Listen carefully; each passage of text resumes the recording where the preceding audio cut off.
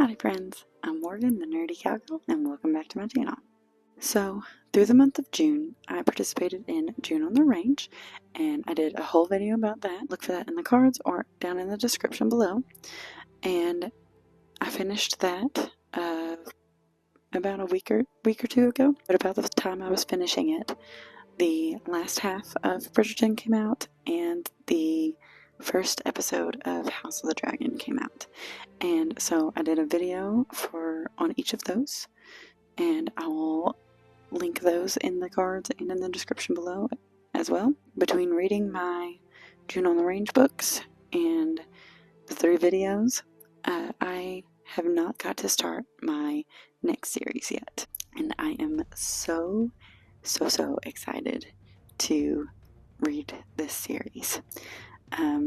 Everyone has hyped me up about it. Everywhere I read, everyone absolutely loves it. They love it so much better than ACOTAR, and ACOTAR is one of my favorites. So that gets me really excited to read this one. And let me show you. You probably already know, but let me get it. Cue the music.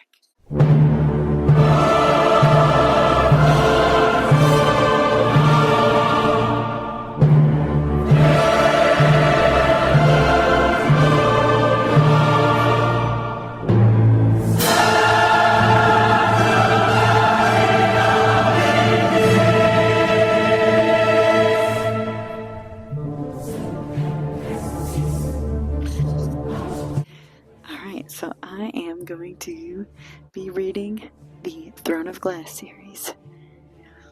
Like I said, I am super excited. My sister-in-law read it, and she absolutely loved it. And everywhere that I follow absolutely loves it. Everybody that I see talk about it absolutely loves it. So I am excited to read it too. There are 2 different orders to read it. There is the Romantic Order and the Purist Order. And the Romantic Order starts with Throne of Glass, and then moves to Crown of Midnight, Assassin's Blade, Heir of Fire, Queen of Shadows, Empire of Storms, Tower of Dawn, and lastly Kingdom of Ash. And that is the order that I will be reading them in. My sister-in-law read it in the Purist Order, which is Assassin's Blade first. I want to do it in the Romantic Order because I am a hopeless romantic, and because I want to compare my sister-in-law's experience and with my experience, and be able to tell people which order they would better suit them. So yeah, I'm excited for you to join me on this adventure, and I'm excited to see a new world and to live in a new world, and excited to see how long it takes me. It is 8 books, so it's gonna be a good one. It's gonna be a long haul. Like I said, I am doing the Romantic Order, and I am doing the tandem read of Empire of Storms and Tower of Dawn, because I just ate that shit up. I love that stuff. I'm excited to take you guys on this ride too. Let's get started.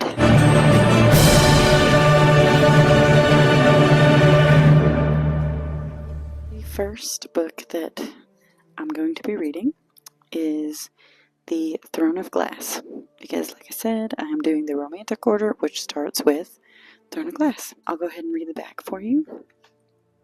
It says, "Enter the realm. Unleash the darkness. Live the legend. In a land without magic, an assassin is summoned to the castle. Selena Sardothian has no love for the vicious king who rules from his throne of glass. But she has not come to kill him. She has come to win her freedom. If she defeats 23 murderers, thieves, and warriors in a deadly competition, she will be released from prison to serve as the king's champion. But something rotten dwells in the castle, and it's there to kill. When her competitors start dying mysteriously, one by one, Selena's fight for freedom becomes a fight for survival, launching her on a desperate quest to root out the evil before it destroys her world and the people she has come to love. Thrilling and Fierce, Throne of Glass is the first book in the #1 New York Times best-selling series that has captivated readers worldwide. That sounds really good. Ooh, I'm excited. Like I said, I know nothing about any of the plots of any of these books. So, I know nothing of the characters. I know nothing of the plot. I know nothing of the setting. I do know that somehow they are tied to the ACOTAR world, but I don't know in what way. So, I'm so excited. I'm so excited.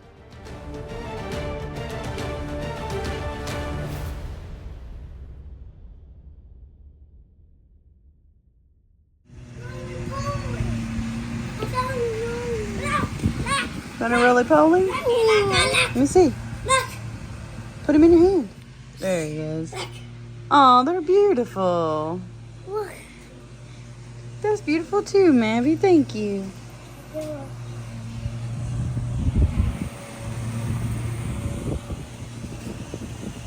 Don't touch your back right here. Why?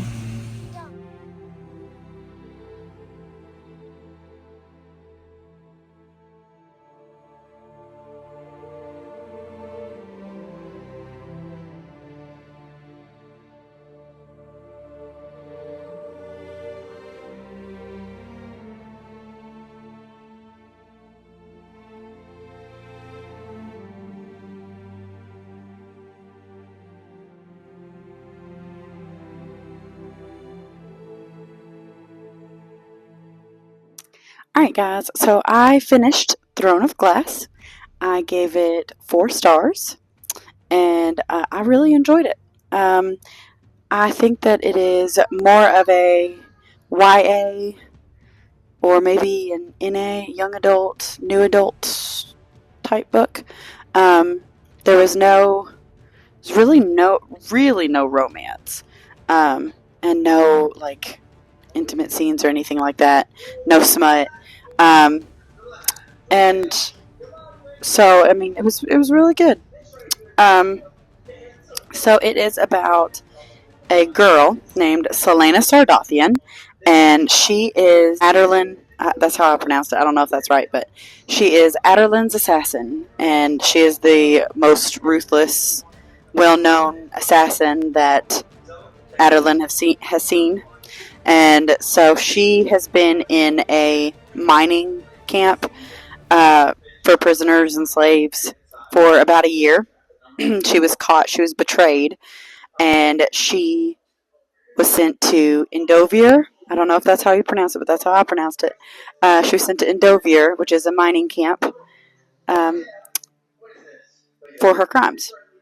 And so she has been there for a year, and one day she comes out of the mines, and there's a captain of the guard waiting for her, and he leads her to the crown prince, and they tell her of this competition that his father's putting on, and there's 23 other competitors, and they're all thieves and murderers and assassins, and they're all going to be competing to be the king's champion.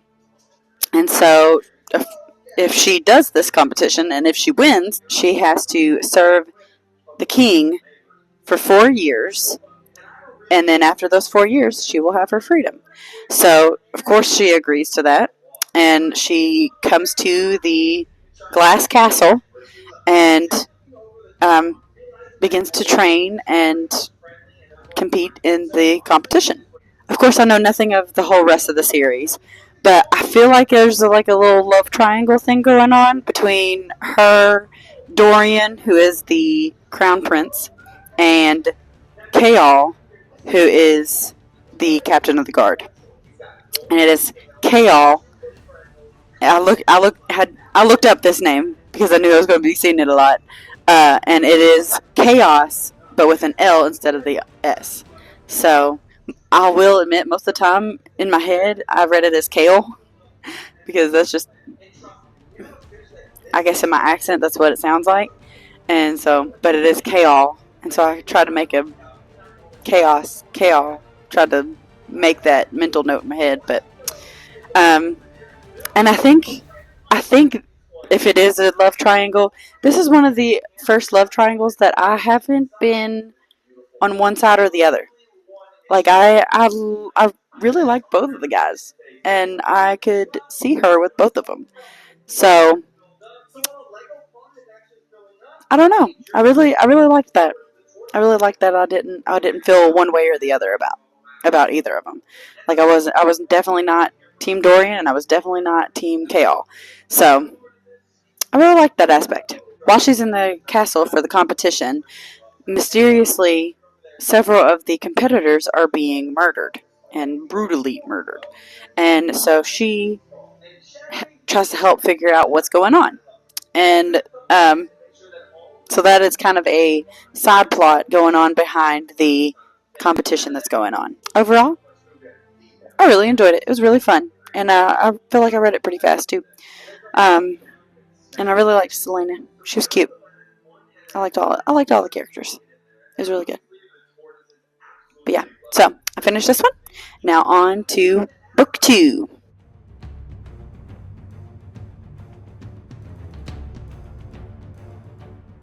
Alright, so book 2 is Crown of Midnight, which, can we appreciate this beautiful cover? Can you see that? Look how beautiful that is. I love it. I love the pink. It's beautiful. It says, never trust an assassin. Selena Sardathian won a brutal contest. Oh, this may be spoilers, but you're watching this. I'm sure you've probably read it before. Selena, Selena Sardathian won a brutal contest to become the king's champion, but she is far from loyal to the crown. Her deadly charade becomes more difficult when she realizes she is not the only one seeking justice. Her search for answers ensnares those closest to her, and no one is safe from suspicion. Not the Crown Prince Dorian, not Kaal, the captain of the guard, not even her best friend Nehemia, which I forgot to mention. A princess with a rebel heart. The secrets they have all been keeping will lead to an unspeakable tragedy as Selena's world shatters. She will be forced to decide once and for all where her true loyalties lie and what she is willing to fight for. Hmm. I do wonder how from the first book it's hard to see where the series is going to go. You know, and most other fantasy series that I've read, you can kind of see in the beginning that there's a big overarching problem that we're going to have to figure out and we're going to have to solve and we're going to have to fight, but you know, we'll get there later. And in the first book, it's kind of hard to see that. I mean, there is, you know, some unrest with the king, of course, which comes with a kingdom. You know, you're just going to have unrest sometimes, but there isn't like any straightforward thing that I'm like, oh, that's we're gonna have to figure that out by the end, or we're gonna have to deal with that at the end. So yeah, so let's get started on Crown of Midnight.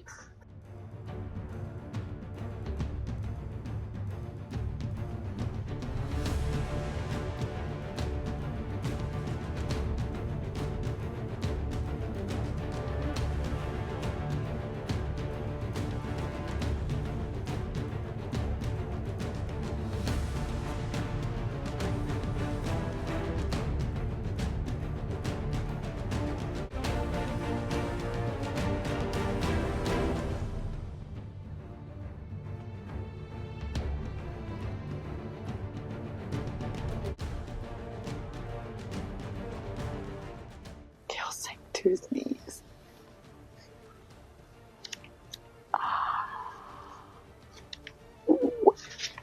Wow. Oh my god.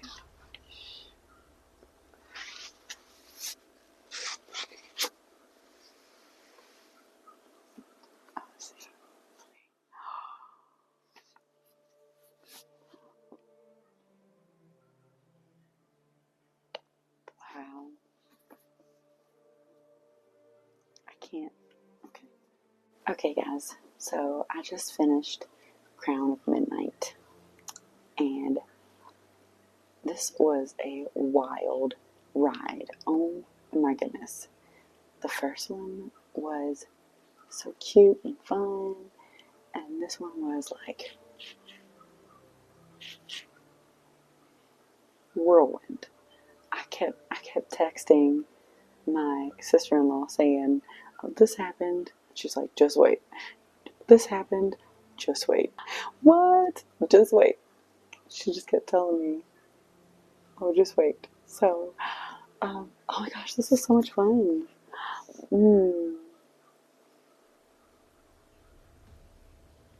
What am I going to rate this? Maybe 4.5. No, was it 5?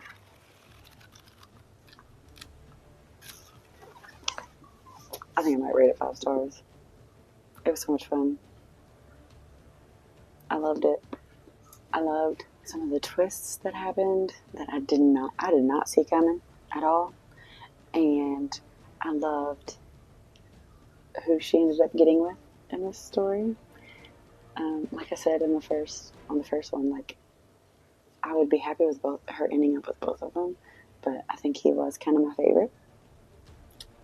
But again, I still love both of them, even in this story. She still could end up with the other guy. You never know. But yeah, some very sad things happen in this. Some very happy things happen. Some very like crazy, wild. This was awesome. Yeah, I think I'm gonna give it 5 stars because it was a fun ride. And if I'm texting my sister-in-law about a book, I think that deserves 5 stars. So 5 stars. Crown of Midnight. Good job. So far, I think we're 9 out of 10 for the series. I guess we'll see in the end what it ends up being. So as I said before, I'm doing the romantic reading order. So that started with Throne of Glass, Crown of Midnight, and then next goes to Assassin's Blade. So I know the other one starts with Assassin's Blade, so I'm interested to see why would one way start with it and one way have it third. Interesting. And interested to see what this tells us. Okay, so let me read it back. The twist of a knife, the birth of a legend. Selena Sardothian is her kingdom's most feared assassin. Though she works for the powerful Assassin's Guild and its scheming master Arabin Hamel, she yields to no one and trusts only her fellow killer-for-hire Sam. But when Arabin dispatches her on missions that take her from remote islands to hostile deserts, Selena finds herself acting independently of his wishes and questioning her own allegiance. If she hopes to escape Arabin's clutches, Selena will have to put her faith in her wits and her blade, knowing that if she fails, she'll lose not just a chance at freedom, but her life. A prequel to the New York Times bestselling Throne of Glass, this collection of 5 novellas explores the history of this cunning assassin and her enthralling and deadly world. Included in this volume, The Assassin and the Pirate Lord, The Assassin and the Healer, The Assassin in the Desert, The Assassin in the Underworld, and The Assassin and the Empire. Wow. So this is a flashback or a spin-off. I could think of, I could think of it like a spin-off series, kind of like Game of Thrones, and now House of the Dragon came out, and House of the Dragon is technically a prequel. Same with Lord of the Rings. Lord of the Rings came out, and then Hobbit came out, which was a prequel. So if this is a prequel, I understand why some people would want to read this first, because chronological. Makes sense. Normally I am a chronological reader. Like reading my Bible, I like to find Bible plans that are chronological order and kind of take me through the Bible chronologically, because it just fits better in my brain, and there's a lot of information in the Bible. So understand the Bible better chronologically. But yeah, so I'm reading it out of chronological order. Got it. I don't hate it, and I'm excited. And look, it matches my ring. Doesn't it? I just can't get over these covers. They're so beautiful. I love the little bug down there. Oh. I'm excited. Let's get started.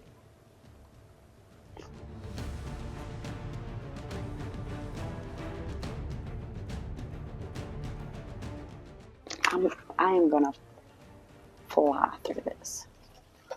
I am gonna fly like an eagle through this book. Fly like an eagle on to the next book. Yeah, especially if that novella is that short. It's gonna be nothing. I'm gonna be like, I need another bookmark. Hold on a second.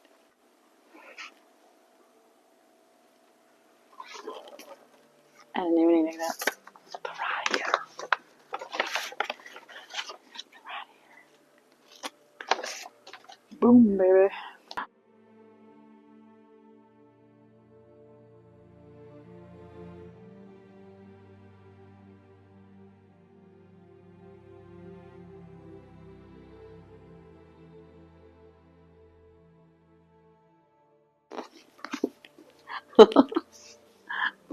Isn't that beautiful? Some people will look at that and be like, bah. But for me, that looks like gold. Looks like dopamine. Looks like a prize. Reel him up. Reel him up. Reel him up, dude. What is that? I don't know. Hey, look at me. What is that? I don't know. That's a bluegill. That's Wiggy. Yeah, actually, that's a rock bass. It's a rock bass. What do you think? I'm gonna pull him in the water. Alright, so late last night I finished The Assassin's Blade and I enjoyed it. I gave it 3.5, 4 stars.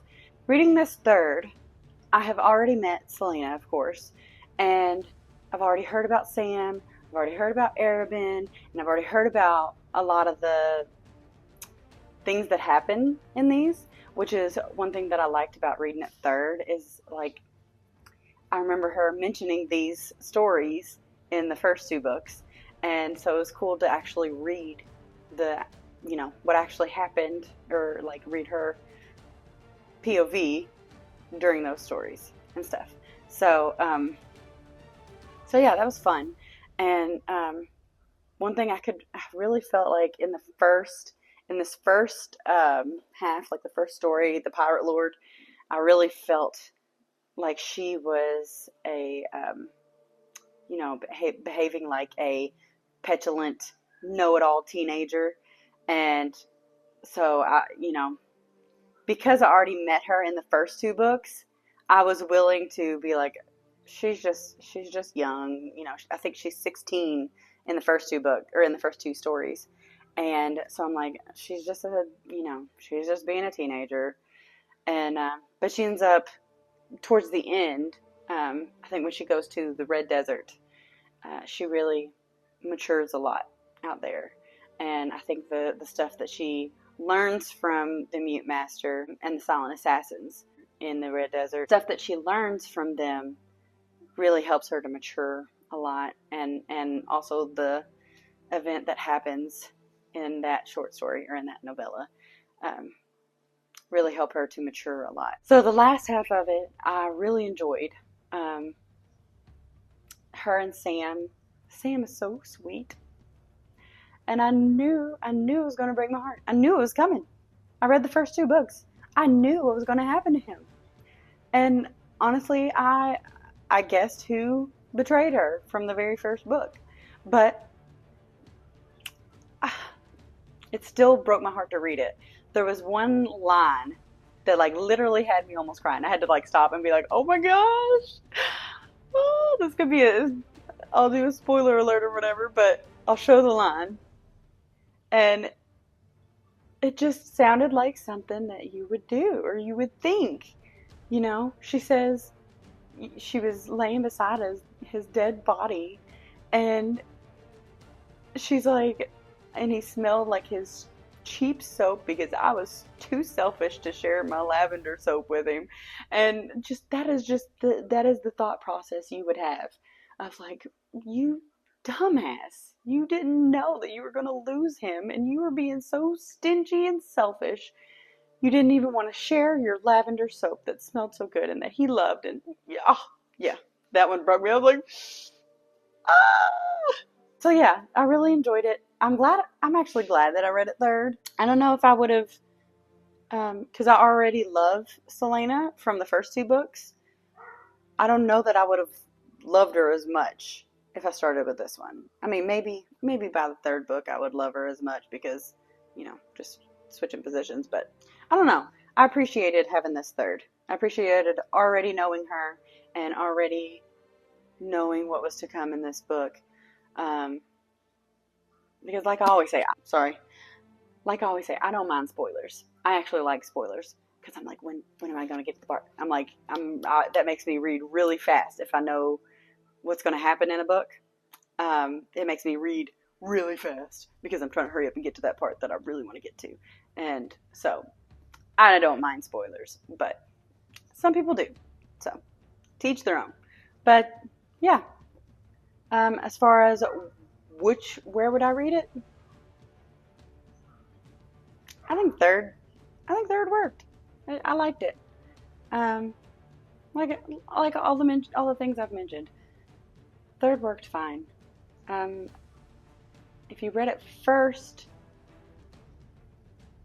I could see that. I could see people enjoying it first too, um, because you're seeing all the things that led up to her being imprisoned into Endovir, and then Throne of Glass. You're seeing her right at the end of her stay in Endovir.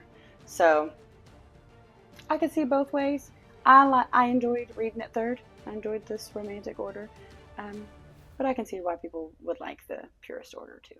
So I'll try to get my sister-in-law to talk to me about it, and I'll see what she has to say about reading position of this book because she read it first and I read it third. So I'd like to compare notes with her, but I haven't yet. So yeah.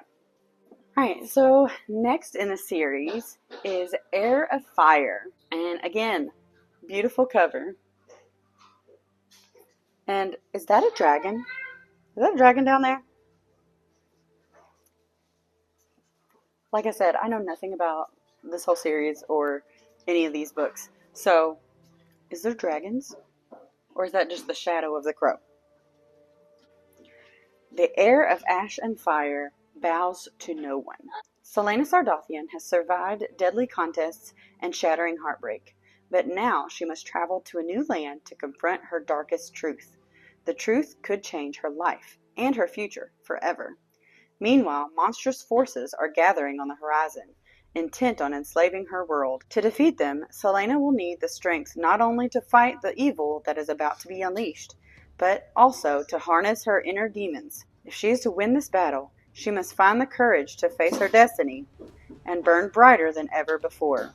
The third book in the #1 New York Times best-selling Throne of Glass series continues Selena's epic journey from woman to warrior. I want to get started on this book. There is 562 pages, 68 chapters. So that'll be fun. But here we go. On to Heir of Fire. Okay, so I'm kind of getting the love interest vibe from Rowan.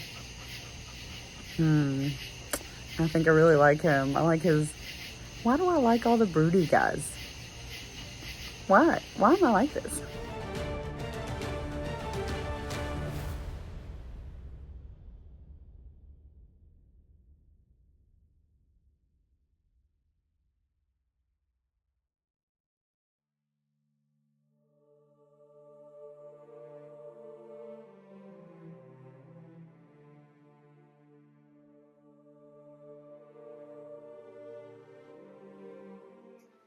Hey guys, so I finished Heir of Fire and I gave it 4 stars, 4.5 stars. I really enjoyed it. The end was so good. I liked it. I liked it a lot. The only thing that I didn't like about it was the switching back and forth between storylines. Um, at first, I was like, oh, I don't want to switch back to this person. And it was like every other chapter was a different storyline. But towards the end of it, the last quarter of it, they got bigger sections of staying with one character. And so I really like the end of it a whole lot. Most of it was Selena dealing with her guilt and anxiety and stuff like that, like her anxiety with dealing with her magic and her guilt from Nehemia. The only reason that it wasn't 5 stars is because I just felt like there could have been more. Like I was really hoping that Rowan was going to be her mate. I was really like, he's going to be her mate. But then he said that he was mated to another woman. So I was like, well, dang, that sucks, because I was really feeling some like chemistry with them. And I was right. Well, half right. It's not a dragon, it's a wyvern. And so I did like those stories. Like I really enjoyed the like connection the witches had with the wyverns, and that like that Manon, she was like one of the first to realize that there was a connection. Like they're intelligent. The witches are what are their things, like be obedient, be brutal, be something else. Shoot, I don't remember. There's a third word, but their whole thing is that they're born without hearts, and they're just evil. They don't care about anybody. Like she mentions multiple times about her 13, that like she doesn't care about a one of them. Like they could die tomorrow, and she's not going to care. But she's kind of grateful for them. There's another witch that they capture of a different clan, one of the Crochin witches, and she tells her that we feel sorry for you guys because you're not born without hearts. They make you that way, and it kind of like plants a seed in her head of like, is that true? Like, can I really care for people?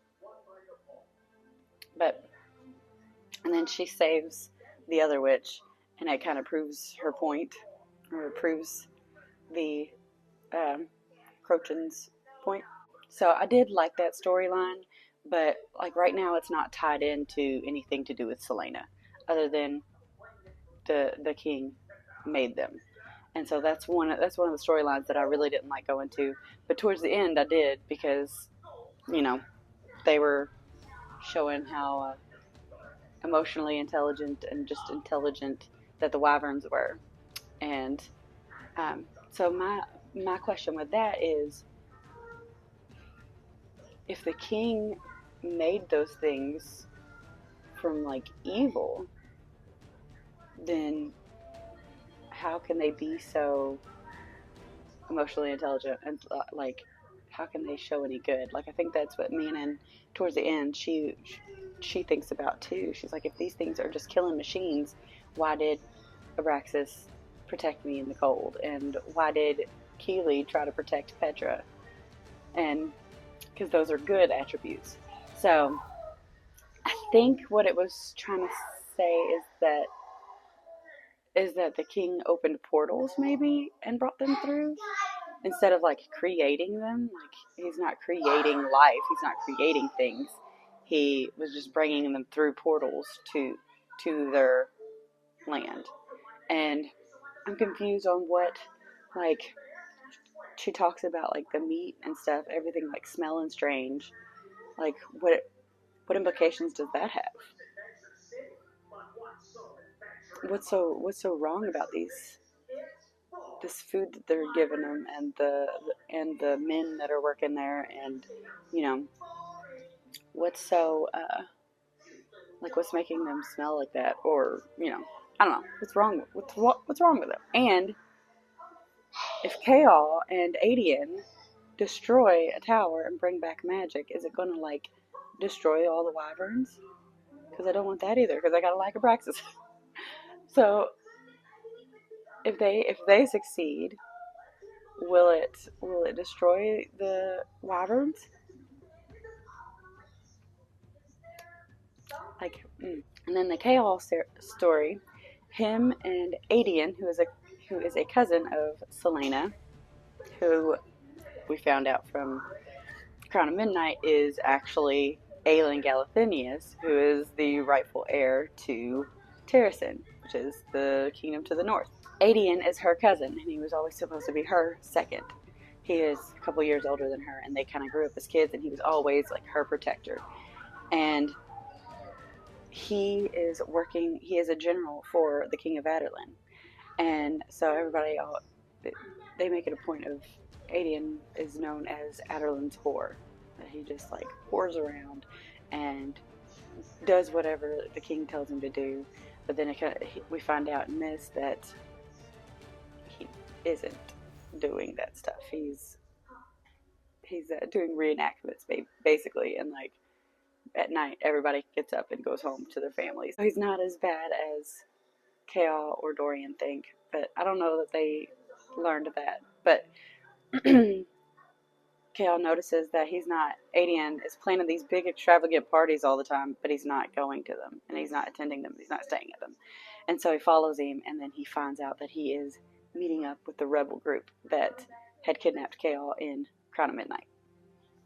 And so they start passing information to each other because Chaol's like, your queen is alive, and they're like, oh shit.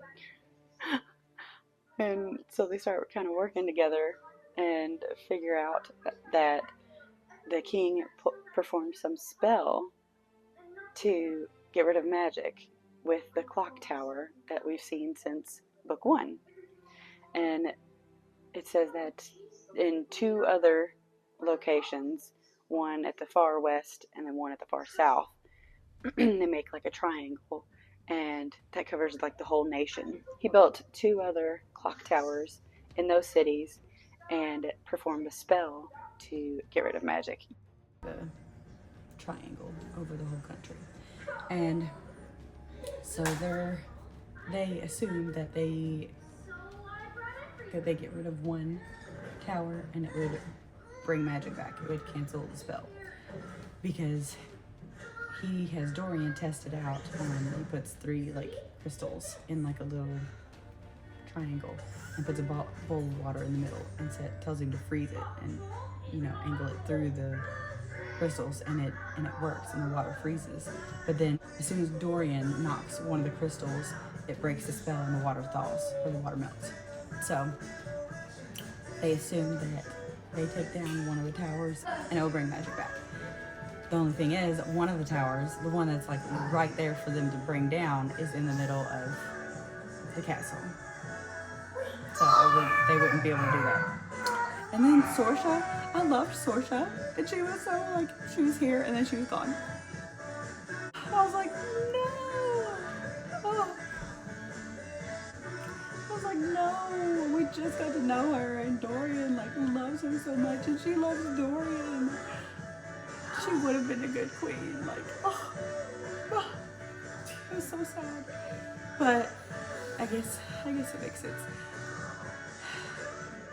And then Selena is over in Winland, and she's trying to get to the Fae to see the Fae Queen Maeve to figure out the answers to her questions about the word keys and the word gate. In order to see her, she has to earn the right to come to Doranel, which is the city of the Fae. And so she makes Rowan Whitethorn train her, and he is the deciding factor of when she's earned the right to come. And so they stay at an outpost of like demi-fae, which are half fae, or they have like fae blood in them. And they stay at one of these outposts, and he teaches her how to shift back to her fae form. He teaches her how to harness her magic, which is fire, which is so cool. And they're also trying to figure out what is killing all these demi-fae on Winland, or in Winland. really liked her and Rowan. I thought he was really hard on her, but I kind of liked it because he was kind of telling her, like, suck it up. You know, sometimes you just gotta suck it up. But I was really hoping that they would like be mates. Like, it was like, oh no, you're my mate. But that didn't happen, which makes me so sad. And there was like no romance in this one either, other than, I mean, kind of Sorsha and Dorian, but again, they were just kind of a secondary storyline. But I really wanted Rowan and Selena. Like, ugh, dang it.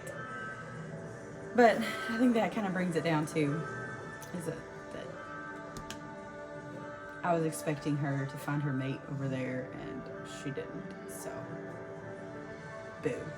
Overall, I really enjoyed it, especially the last quarter. That was really my favorite. Oh, I got to say about that. All right, so next is Queen of Shadows. I'll post the stars right now. I'll post the stars around me of the series so far.